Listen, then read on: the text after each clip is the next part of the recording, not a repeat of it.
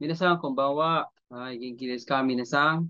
今日の授業は第二次科の文法を勉強していきましょう。それでは始めていきましょう、皆さん。Sa lesson 20 of grammar, pag-aaralan po natin yung polite and casual. So ito po yung example, minasang polite.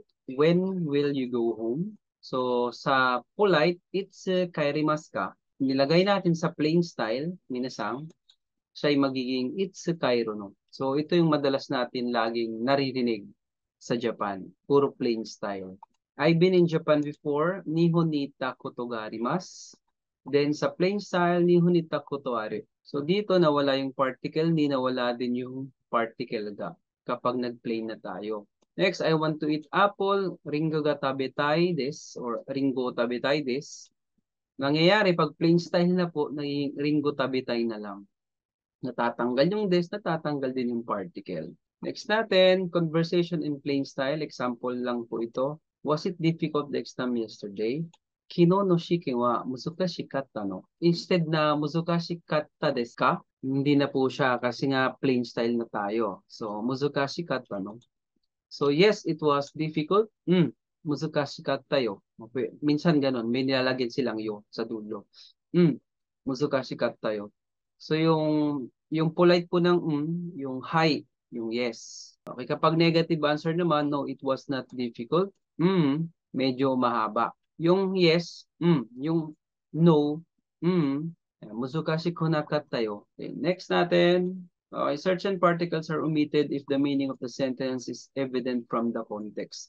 Kasi minasang may mga particle talaga na nauumit na. Yan. Pagdating nyo sa Japan, nauumit na yung ibang mga particle. Okay, example, I bought shoes.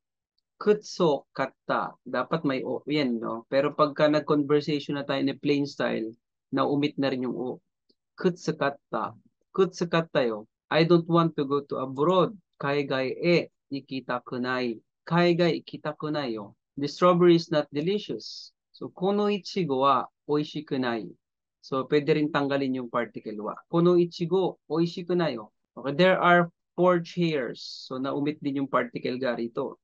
Isu ga yotsu aru. Isu yotsu aru yo. So, sila po yung mga nauumit na mga particles. Si o, e, wa, at saka si ga. Okay, next, minasang, these are the particles that are not omitted because the meaning of the sentence may not be clear without them. Ni, si kara, si made, at saka si to. Yan. Banana to, strawberry. Banana to, ichigo. Kailangan may to para klaro. Okay, so kedo naman po. So, si kedo, but din po yan. So, same function as ga. Siga kasi siya yung, for polite, but. Pero pagdating sa casual form or plain style, sikido yung ginagamit. So, Japanese language is difficult but enjoyable. So, Nihongo wa muzukashi kedo tanoshi. So, once na i-adjective tayo, minasang, hindi na po natin kailangan lagyan ng des. Diretso na yan. Diretso na po ikabit si kedo. Nihongo wa muzukashi kedo tanoshi. This laptop is convenient but old. So, kono pasok mo Benri. Dahil si Benri is ana adjective binasang, kailangan lagyan mo muna ng da. Si da, ang katumbas niyan, des. Kasi ang plain style ni des is da. So, kailangan lagyan mo ng da, then put kedo. Puroy. Kono pasok mo Benri da kedo. Puroy des. Okay, so minasang, kono juga de warimashita o warimasho. Otsukare sama deshita. Thank you for watching, minasang. Subscribe to my YouTube account, J Mercado or Japanese language lessons. Follow my page, JNR Online Tutorial.